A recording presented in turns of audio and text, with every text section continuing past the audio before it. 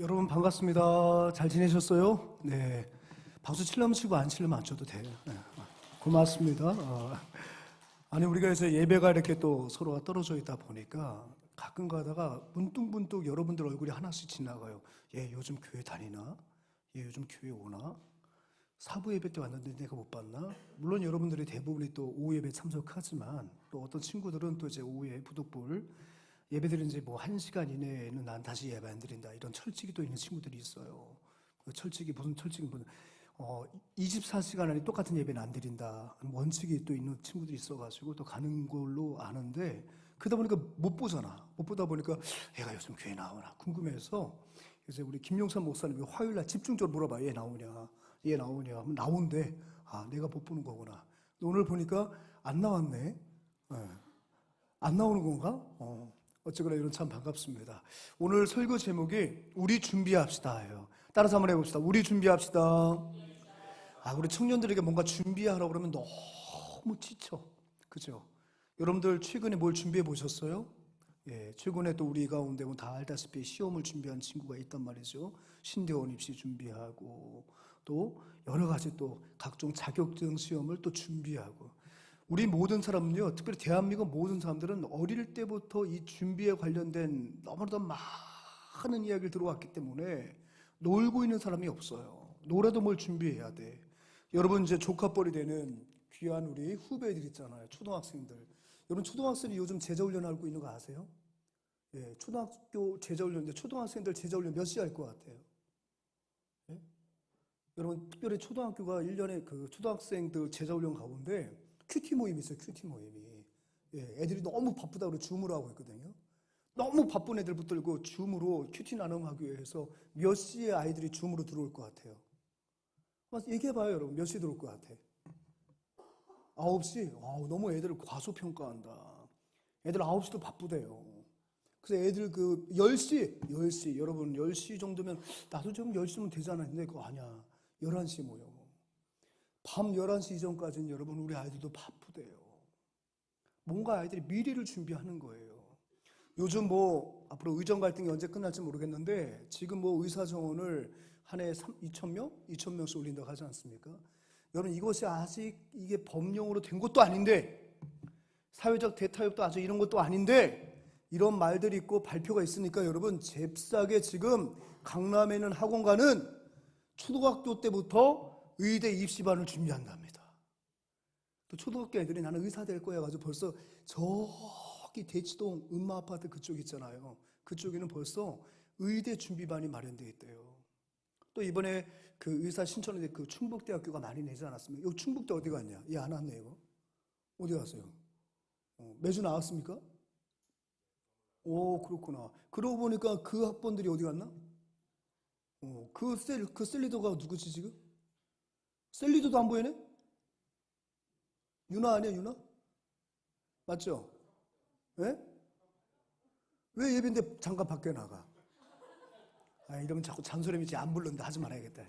이제 안 부른다, 이제 안 부른다. 이제 자, 참아야죠. 그냥 오늘 온유와 두려움으로. 사랑하는 여러분, 벌써 저쪽에 뭐 대구나 이쪽에 경북대학교나 충북대학교가 이번에 의사정원을 많이 신청을 했거든요. 그러다 보니까 여러분 지금 수성구라고 하는 대구 수성구는 서울의 강남이에요. 그 수성구에는 아파트가 이미 다 동이 났대요. 우리 아이는 죽었다 했겠는데 서울 스카이 의대는 못 가. 그 어디가 지방 의대를 가야 되는데 경북대, 충북대가 많이 뽑는다고 하니까 그 학원가로 보낸대요. 왜냐? 전형 가운데 지역 인재 전형이 많다는 거예요. 그러니까 이제 고등학교 때부터 그 대구로 가서 고교 생활 마치고 나면 그 경북대학교든 충북대학교든 그 전형에 맞춰서 의대를 진학하려고 중학생 애들, 초등학교 애들이 벌써부터 대구로 이사를 간다는 거예요. 진짜 발빠르게 준비를 하는 거죠. 이 땅의 모든 사람은 다 준비해요. 우리 청년들도 지금 자격증 준비하는 친구 제가 알아요. 또 여러 가지 많은 준비를 하고 살아가고 있습니다. 여러분 준비라는 것은 결코 나쁘지 않습니다. 나쁘지 않아요. 근데 중요한 것은 균형을 이루어야 된다는 거예요. 어떤 균형을 이룰까요? 여러분 우리는 무엇과 무엇으로 이루어져 있어요? 육체와 영혼으로 이루어진 거예요. 그러니까 여러분, 영육의 건강이 매우 중요한 거예요. 어떤 사람은 영육의 불균형을 초래하는 일들이 많아요. 육신을 위한 일들은 어릴 때부터 준비를 잘합니다. 그래서 육신에 대한 스펙트는 많은데 영혼이 너무 빈곤한 거예요. 오늘날의 사회 문제는 여러분, 육신의 음식이 모자라서 사회적 문제가 초래되는 게 아니에요. 많이 가졌어도 너무 공허한 거예요. 여러분, 그 공허함을 느끼는 영역이 어디예요? 바로 영혼의 영역인 거예요. 여러분, 짐승들은요, 밥 주면 좋아합니다. 죽을 만큼만 안 아프면 밥 주면 참 좋아합니다. 그러니까 어떻게 보면은 이 짐승에게도 이 저급한 영혼이 있다고 말을 하거든요. 그렇기 때문에 뭐 무지개 달 건넜다고 해서 짐승에게 천국이 있는 건 아니에요. 그냥 저급한 영혼, 그러니까 저급한 어떤 뭐랄까 인간에게는 완벽한 영혼이 있다면 이 짐승에게도 이 저급한 영혼이 있다라고 말씀하시는 분도 계세요. 어찌 됐든 간에 영육의 균형을 이루는 것이 인간다운 삶이란 말이에요. 그런데 육신을 위해서는 너무나도 많은 것을 쌓아놓고 준비하고 있지만 영혼을 위해서는 아무것도 쌓아놓지 못하고 있다는 거죠. 그런 사람을 성경은 뭐라고 말을 하냐? 어리석은 자라고 말을 해요. 어리석은 부자의 비는 그래서 우리 마음 가운데 울림이 있어요. 육체를 위해서는 창고를 막 늘려지어요. 그때 이 어리석은 부자가 그 창고를 바라보면서 이렇게 노래합니다. 내가 창고에 여러 해 쓸 물건을 쌓아두었으니 내 영혼아 평강을 누리자, 내 영혼아 평안하자 얘기를 합니다. 그랬는데 주님이 바로 말씀하신 거, 어리석은 자요, 어리석은 자요. 눈에 보이는 그 창고에 먹을 것이 칸칸이 쌓였다고 해서 네가 영혼의 만족을 누릴 수 있는 모든 준비가 된 게 아니야. 네가 영생이 준비된 게 아니야. 오늘 밤 내 영혼을 내가 찾으면 네가 준비한 것이 누구 것이 되겠냐는 거예요. 사랑하는 여러분, 분명히 우리 인정할 수 있어야 됩니다. 우리의 전 인격은 영과 육체로 이루어져 있다는 거예요. 그러니까 우리가 육신의 준비는 잘해야 합니다. 하지만 그것 못지않게 뒤따라야 될 게 뭐라고요? 내게 영혼을 위한 준비도 선행되어야 되는 거예요. 그래서 여러분 하루 시작을 할 때는 늘 말씀을 시작하셔야 돼요. 그 말씀으로 내 육체의 모든 준비가 말씀의 중심으로 이루어진다면 균형 있는 신앙이 될 수 있는 것입니다. 오늘 이제 우리가 베드로전서를 보게 되는데요. 베드로전서는 원어로 보면 페트로 알파라고 썼습니다. 알파가 뭐냐? 신학생. 알파가 뭐야? 아이고 할렐루야. 내 후배답다. 알파는 헬라어 첫 글자예요. 알파. A의 상대로 처음. 그래서 페트로 알파가 뭐냐면 베드로 전서예요. 페트로 베타가 뭐예요? 베드로 후서를 우리가 후서라고 얘기를 해요. 근데 여러분 베드로 전후서는 AD 64년에 쓰여졌다고 주장하는 분도 계시고 AD 66년에 쓰여졌다. 학자들은 괜히 이런 거 갖고 괜히 잘난 척하고 싸우거든요. 우리는 별반 차이가 없는데. 근데 그 기준은 뭐냐면 여러분 네로 황제 시대의 그 로마의 기독교인들에게 엄청난 박해가 가해진 걸 알고 계시죠? 그죠? 뭐 그 끔찍한 얘기는 여기서 얘기를 하지는 않을 거예요. 근데 이 베드로 전서는 바로 그 네로 황제의 핍박 직전에 쓰여졌다고 하는 분들은 AD 64년을 고집하는 거고 직후에 쓰여졌다는 분들은 AD 66년을 말하는 건데 중요한 거는 베드로 후서는 바로 그 네로 황제 이후에 베드로가 순교하기 직전에 쓴 것은 분명해요. 그러니까 여러분 이게 전이냐 후냐 그게 중요한 게 아니라 중요한 건 뭡니까? 지금 그 당시 1세기 초대교회 교인들에게 엄청난 환난과 핍박이 예고되어 있다는 거예요. 이 환난과 핍박은 그저 우리 정신적으로 피곤하게 만들고 육신적으로 피곤하게 만든 그런 환난이 아니에요. 이 핍박은 뭐냐면 이 환난은 뭐냐면 우리의 존재 자체를 지워버리는 거예요. 나만 지워버리는 핍박이 아니라 우리 가문 전체를 지워버리는 거예요. 나의 모든 생계수단을 막아버리는 거예요. 그리고 내 숨통을 끊어놓는 그것이 바로 이 당시에 그들이 경험했던 환난과 핍박이었단 말이죠. 그 환난과 핍박 속에서 두려움에 떨고 있는 그 성도들을 향하여 성령은 베드로에게 붓을 들도록 명령하신 거예요. 근데 붓을 들어서 무엇을 썼겠습니까? 당연히 위로하고 격려의 말을 쓰는데 특별히 베드로는 불같은 연단과 시험을 만나도 두려워하지 마라. 용기를 불어넣어 주는 거예요. 그러면서 우리 안에 있는 것을 재발견하게 되는데 우리 안에는 영원한 산돌이신 그리스도의 산 소망이 우리 안에 있어. 아무리 세속의 권력이 우리를 짓밟는다 하더라도 그 소망을 빼앗을 자가 없으니 담대하게 맞서라라고 말을 해요. 그리고 오늘 본문에서는 뭘 말합니까? 그러기 위해서 너희들이 반드시 환난의 시대에, 핍박의 시대에 반드시 준비할 것이 있는데 그 준비해야 할 것을 15절과 16절을 통해서 세 가지로 우리에게 당부하고 있어요. 환난의 때에, 핍박의 때에 나의 정체성을 흔들어 놓고 내 정체성을 빼앗아가고 내 존재 자체를 말살하려고 하는 그 위기에 직면했을 때 우리가 준비해야 할 세 가지를 말하죠. 근데 분명히 여러분 우리가 인정해야 될 것이 하나 있는데 1세기와 같은 환난과 핍박이 21세기 신앙생활은 저와 여러분들에게 동일하게 있을까요? 없을까요? 적어도 우리나라에는 없어요. 그죠? 다른 선교 금지 국가에는 예수 믿으면 죽어야 돼요.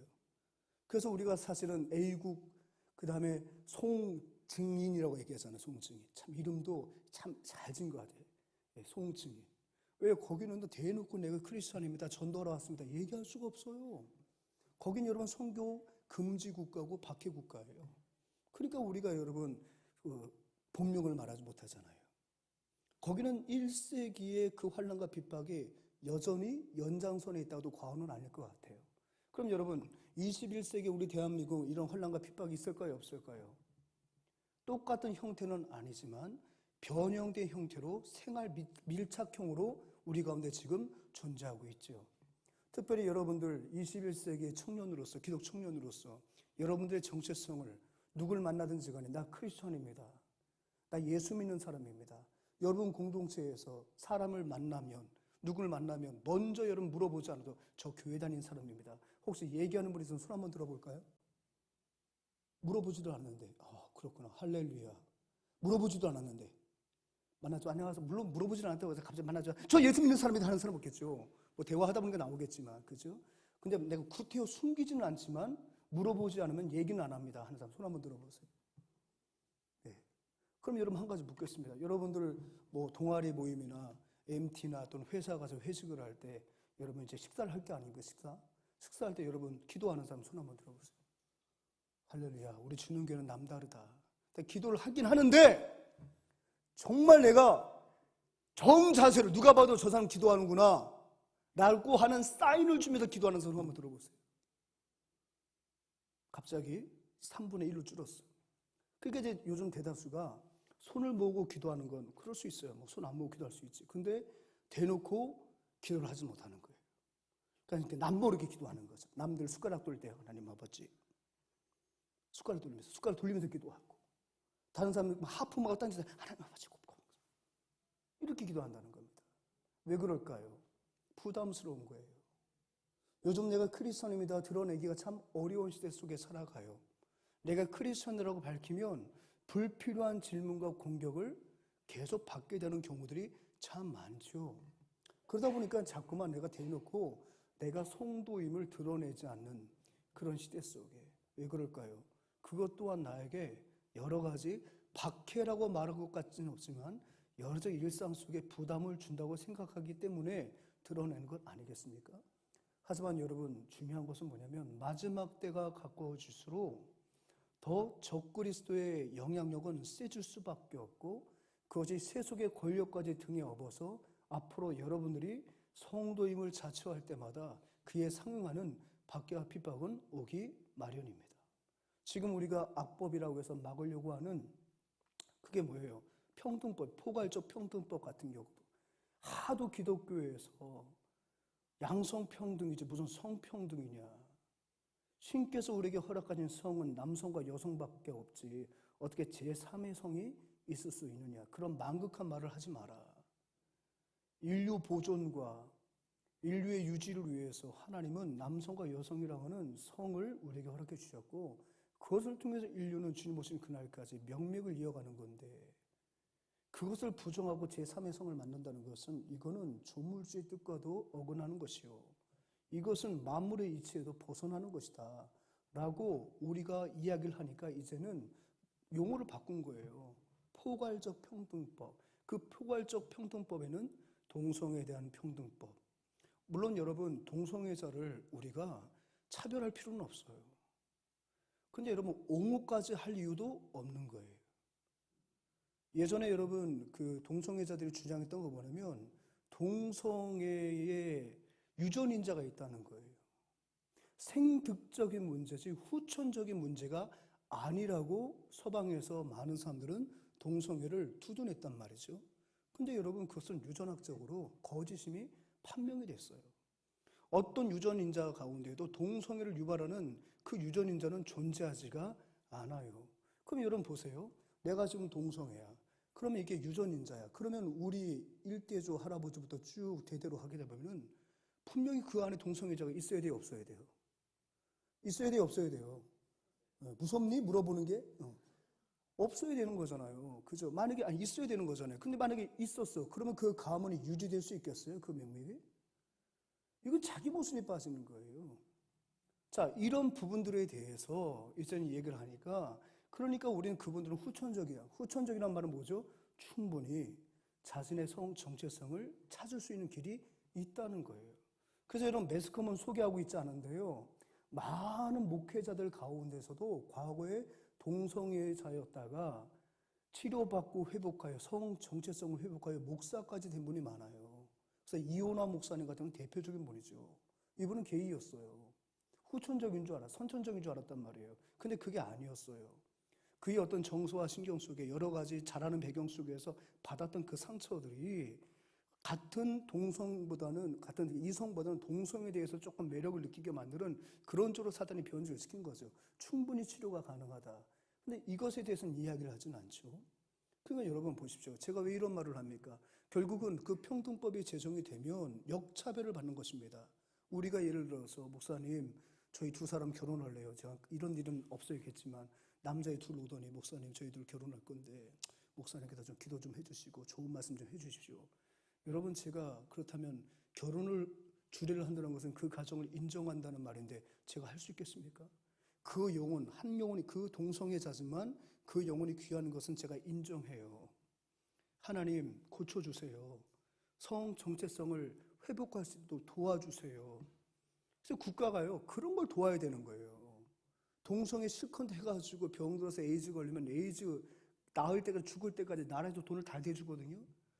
그렇게 사고를 해결하기 위해서 돈을 쓰는 게 아니라 사고를 예방하기 위해서 국가가 재정을 쓰는 게 건전한 예산이겠습니까?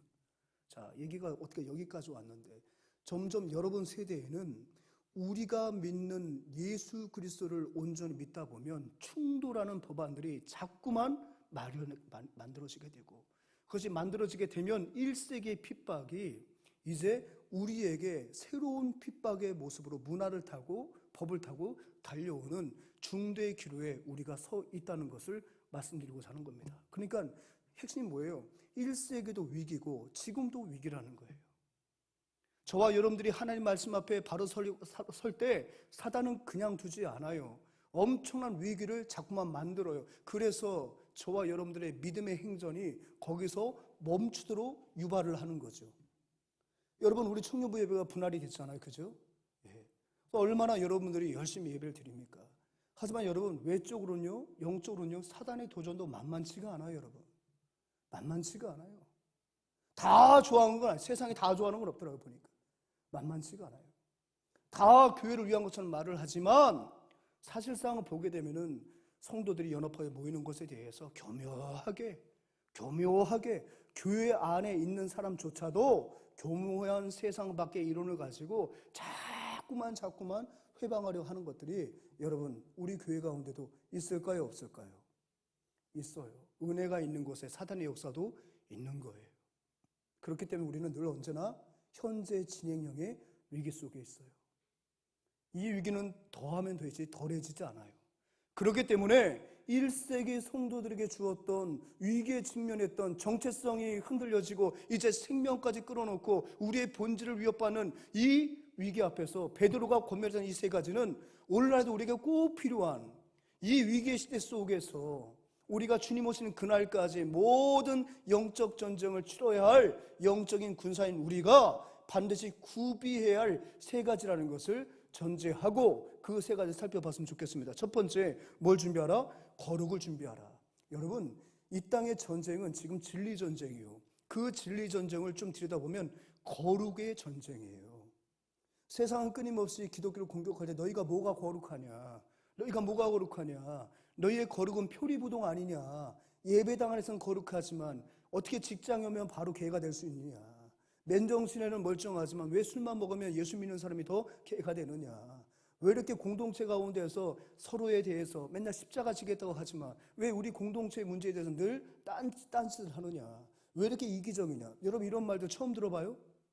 아닙니다. 지금 우리가 가지고 있는 거룩에 대해서 세상은 자꾸만 퀘스천 마크를 던지고 있다는 거예요. 그렇다면 여러분, 세상이 잘못됐다고 말하기 전에 내가 과연 기독 청년으로서 내가 갖고 있는 그 거룩의 정체성이 무엇인지를 살펴볼 필요가 있는데, 그것을 오늘 본문이 도와주고 있는 거예요. 너희가 거룩을 준비해야 되는데 너희의 거룩은 세상의 거룩과는 차별화된 거룩이라는 거죠. 뭐가 차별이 됐다는 거죠? 여러분 15절 상반절, 너희 마음에 그리스도를 주로 삼아 거룩하게 하고. 즉 그냥 거룩이 아니라 그 거룩하기 위해서 무엇이 필요하다는 거예요? 너희 마음에 그리스도를 주로 삼아. 그리스도가 내 마음의 주인 되어서 내 마음속에 계신 주님의 그 마음과 성품과 주님의 역사가 나의 삶 가운데 배어나오는 것을 거룩이라고 말을 하는 거예요. 그러니까 내 마음속에는 더러운 악독은 감추인 채 사람들에게 척척척 잘하는 척, 있는 척, 깨끗한 척을 하기 위해서 연기로 만들어낸 그런 어떤 경건이 아니고 그런 거룩이 아니라 네 속에 있는 것이 배어나와. 네 속에 있는 것이 배어나와 다른 것들과 구별된 그 거룩을 준비하라는 거예요. 사랑하는 여러분, 사람은요 속에 있는 것에 지배를 받아요. 동의하시면 아멘. 여러분 속에 있는 것 지배받는다니까요. 조그만 암세포, 우리가 볼 때는 몇 센치밖에 되지 않는 그 암세포, 내가 키가 175고 체중이 얼만데 내 몸의 이 단위 면적에 비하면 정말로 몇 퍼센트도 안 될 것처럼 보이는 조그만 세포 하나가 언제부턴가 내 장기 안에 딱 불러붙어서 내 속에서 자라나면 곧 있다가 나는 그 말도 안 되는 그게 종양의 지배를 받게 된단 말이에요. 사람은요 속에 있는 것에 지배를 받아요.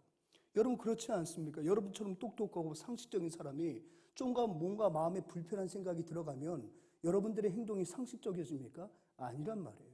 내 마음속의 불편함은 나의 상식을 깨트려버리고 때로는 위아래도 분별하지 못하고 막말을 하게 되는 그런 결과를 초래한단 말입니다. 그럼 사람은 늘 속에 있는 것에 영향을 받는 거예요. 그렇기 때문에 정말 우리 안에 우리가 주로 삼고 있는 그리스도가 계시다면 우리의 삶은 그 속에 있는 것에 배어나와 그 속에 있는 것에 지배를 받아 우리의 삶 속에 내 속에 있는 것들이 드러나야 된다는 것입니다. 그게 바로 뭐예요? 거룩이라는 거예요. 거룩. 근데 여러분 지금 왜 굳이 거룩하라라고 하면 될 걸 가지고 베드로가 너희 마음에 그리스도를 주로 삼는 거룩이라고 말할까요? 그 당시에 여러분 1세기에 가장 거룩하다고 인정받았던 사람들이 누구예요? 바리새인, 사두개인, 서기관, 그 다음에 장로들이잖아요.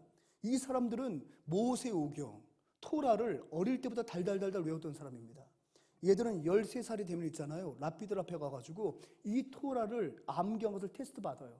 그러면 그러면 그 랍비들이 그걸 점검한 다음에 넌 이제부터 성인이다 하면 걔가 이제 성년이 된단 말이에요.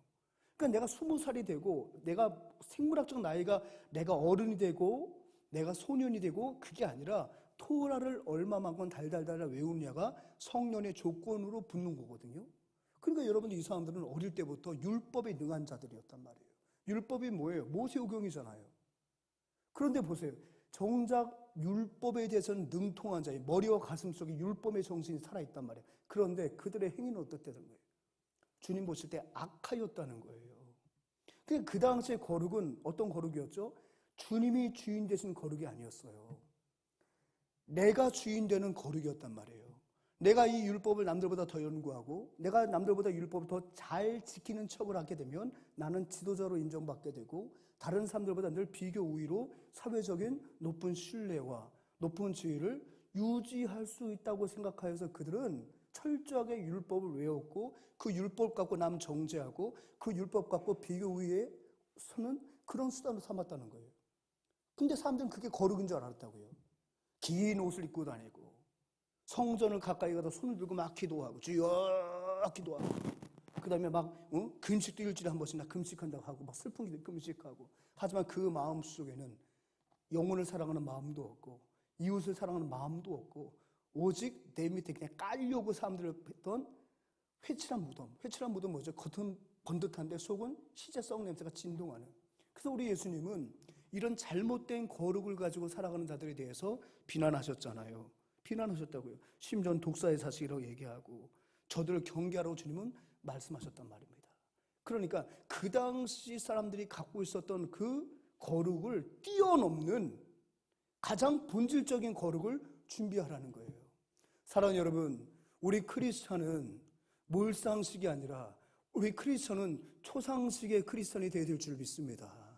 우리가 영생을 가졌다고 한다면 우리는 상식은 당연히 지켜야 되고 당연히 상식적이어야 되고 그 상식을 뛰어넘는 것이 바로 우리가 지켜야 할 거룩이라고요. 상식을 뛰어넘는다는 거 뭐죠? 도덕 정신을 뛰어넘는 거예요. 윤리를 뛰어넘는 무언가가 있어야 된단 말입니다. 근데 그 무언가를 누가 보여주셨습니까? 예수님이 이미 보여주셨다는 거예요. 예수님은 지금 그것을 우리에게 준비하라고 하는 거예요. 그럼 예수님이 뛰어넘는 그 준비하셨던 그 예수님의 성품 보십시오 여러분. 마태복음 5장 44절 나는 너에게 이르노니 너희 원수를 사랑하라 너희를 박해한 자를 위하여 기도하라. 우리 주님이 있잖아요. 우리 주님의 성품은 당시의 사회적 통념을 뛰어넘는 율법 정신을 뛰어넘는 그러한 성품이었단 말이에요. 원수를 뭐하라? 사랑하라. 누가 너희를 억지로 오리를 가게 하거든 너희는 어떻게 하라고요? 자원하여 오리를 더 가져라. 누가 너에게 겉옷을 달라거든 너희들은 뭐하라? 속옷까지 내어주라.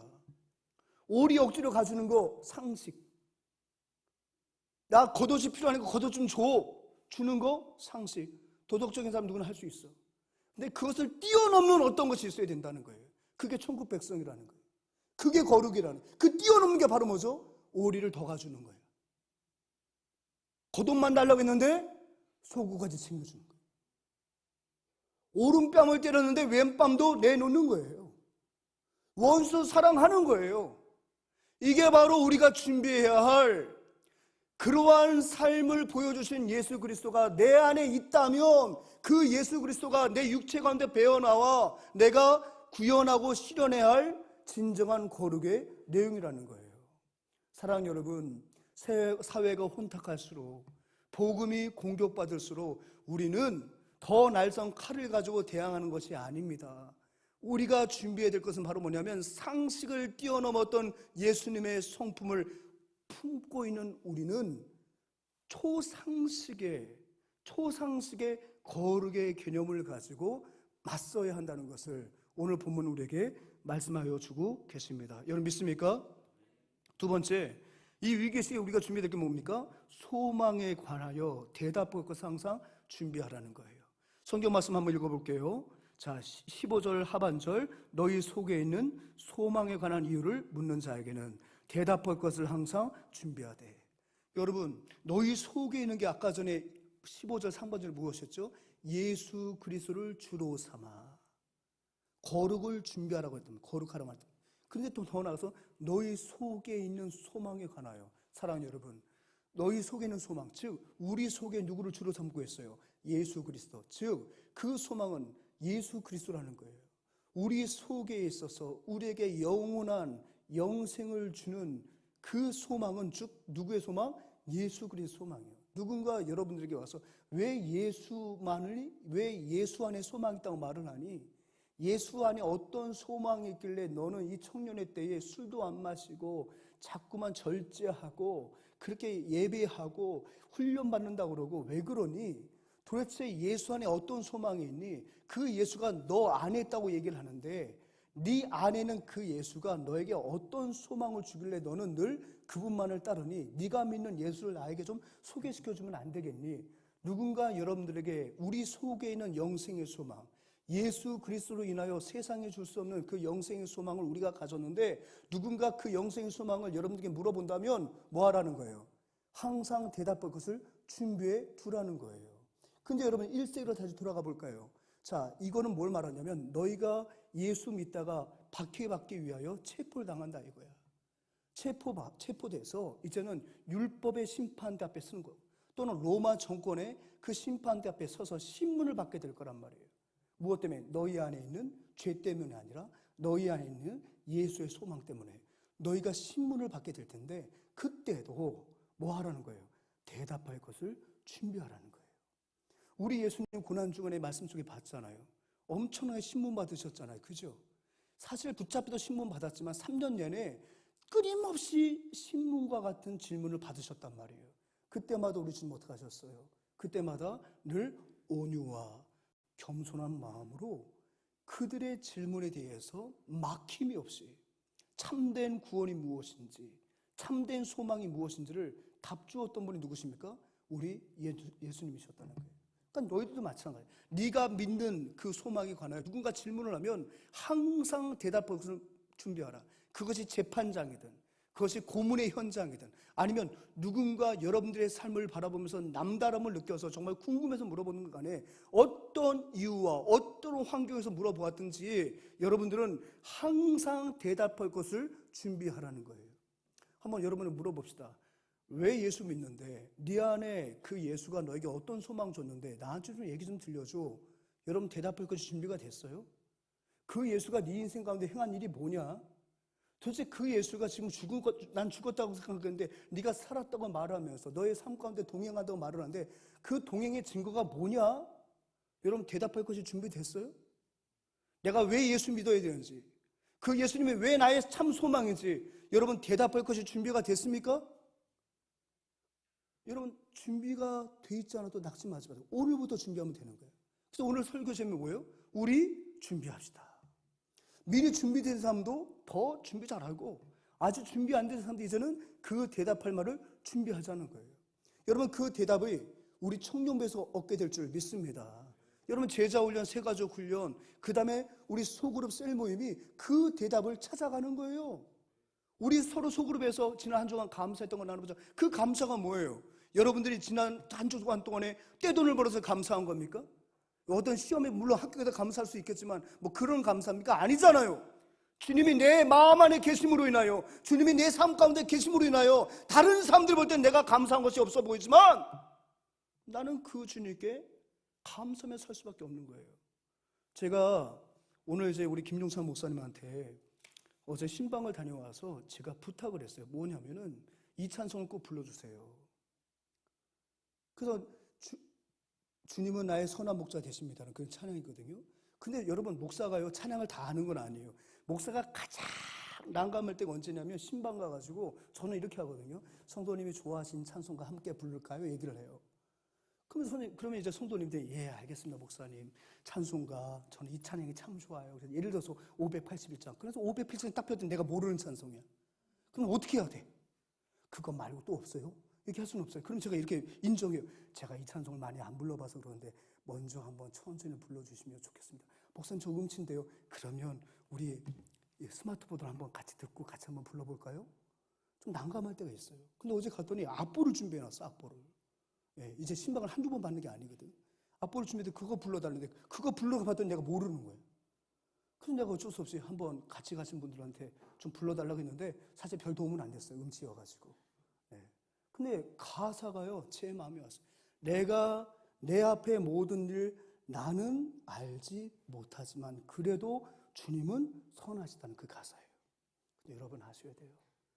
그 찬양이 내 생에 지금 내가 매일매일 부르고 있는 찬양입니다라고 하면서 제가 신방을 오니까 그 찬양을 불러달라고 그 찬송가를 복사해서 내미신 분이 바로 누구시냐면 우리 교회 성도님인데 루게릭 환자예요. 루게릭이 뭔지 아세요? 모든 근육이 이유 없이 경직되고 굳어지는 거예요. 2년 전에 발병하셨어요. 예수 깊이 믿었던 분이 아니에요. 그 질병 때문에 예수님을 영접했어요. 세례 받으셨어요. 하루가 다르게 근육이 말라가요. 여러분, 이 씹는 거 있잖아요. 씹는 거. 응? 씹는 거. 이것도 근육이야. 이 근육도 망가지는 거예요. 씹을 수가 없어요. 그래서 어느 직전까지라면 이제는 뚫어야 돼. 뚫고 액체로 이제 음식을 넣어야 되는 그 상황이에요. 이제 교회 걸어서 못 나오신 지가 이제 한 2달이 됐어요. 그래서 어제 신방을 갔더니 얼마나 반갑게 인사하는지. 그냥 보는 순간부터 눈물이 콸콸 쏟아지는데 내가 가서 울면 되겠어요? 참고 잘 지내셨는데 잘 지냈다고. 이 말하기도 해. 이것도 근육이니까. 이게 다 근육이에요, 여러분. 그 근육이 다 메말라 가는 거예요. 그런 분 앞에서 내가 어떤 말씀을 전해야 될까 준비했는데 이건 믿음 없는 목사의 짧은 생각에 불과했어요. 그분은 이미 감사하고 있었어요. 영상으로 예배 목사님 한 번도 안 빠지고 예배 드려요. 그 예배와 말씀으로 은혜를 받아요, 목사님. 그래서 제가 이렇게 또 앉아서 신방을 받을 수 있어요. 그래서 이 찬양이 너무 좋아요. 내 가는 길 내가 알지 못하지만 그래도 주님은 나에게 선하신 분이십니다. 나의 선한 주님이십니다. 그걸 하는데 여러분, 그 찬양의 가사가요, 진정한 신앙의 고백이더라고요. 사람은 대답할 것을 그분은 준비하고 계셨어요. 예수 믿어서 너한테 좋은 게 뭐야? 또 예수 믿고 교회 주는 게 등록하고 나서 얼마 안 있다가 또 루게이르라는 그 불치병 너 그거 받았잖아. 목사가 일부 예배 끝나면 맨날 너한테 기도해 줬는데 그 기도 때문에 지금 네가 나았냐? 너 그 기도는 기도고 네 몸은 점점 파리해지고 결국 네가 그렇게 좋아하는 교회도 못 가고 이제 가정에서 누워서 예배드리는 이 형국까지 이르렀는데 그래도 네 안에 소망이 있다고? 너를 그렇게 그럼에도 불구하고 너에게 소망이 있다는데 그 소망이 무엇인지 한번 나한테 얘기 좀 해봐. 그분은 이미 준비해 놓았더라고요. 나의 모든 가는 길, 내 인생 그분이 아시니까. 나는 그 길을 알지 못하지만 그래도 주님은 나의 선한 목자가 되십니다. 할렐루야. 여러분, 이걸 말하는 거예요. 대답할 것을 준비하라고요.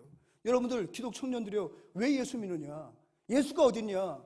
오늘날의 많은 젊은 사람들은요, 이 형이학적인 것만 생각해. 메타피지스 위에 있는 것은 보지 못한단 말이에요. 눈을 보이는 것 갖고 물어본단 말이에요. 그럴 때 여러분, 보이지 않는 그 주님에 대해서, 그 보이지 않는 주님이 주신 소망에 관하여 여러분 대답할 것이 준비가 됐습니까? 준비해야 된다는 거예요. 대답해요. 준비해요. 그게 우리의 정체성이란 말입니다. 누가 그것을 공격하든 묻든 궁금해서 묻든 간에 대답할 것을 항상 준비하시는 우리 더불어 청년부가 되시길 바랍니다. 근데 어떻게 대답하라고요? 온유와 두려움을 하라는 거예요. 다른 말은 온유와 겸손을 하라는 거예요. 여러분, 온유와 겸손 누구의 성품이에요? 온유와 겸손 누구 성품이에요? 예수님의 성품이죠. 예수님 자신이 나는 마음이 온유하고 겸손하니, 마태복음 11장 16절 29절에서 이렇게 말씀해요. 마태복음 11장 29절, 나는 마음이 온유하고 겸손하니 나의 명예를 보고 내게 배우라. 우리 예수님이요, 그러고 보니까 신문 받으실 때 역정을 내셨어요? 화를 내셨어요? 안나스 이놈의 자식 구렛나루 뜯어버렸어요? 아닙니다. 이 빌라도 이놈은 똑같은 거 왜 자꾸 물어봐? 싸대기 올리셨으면? 아닙니다. 네 말이 옳도다. 네 말이 옳도다. 내가 유대인 왕이다. 네 말이 맞다.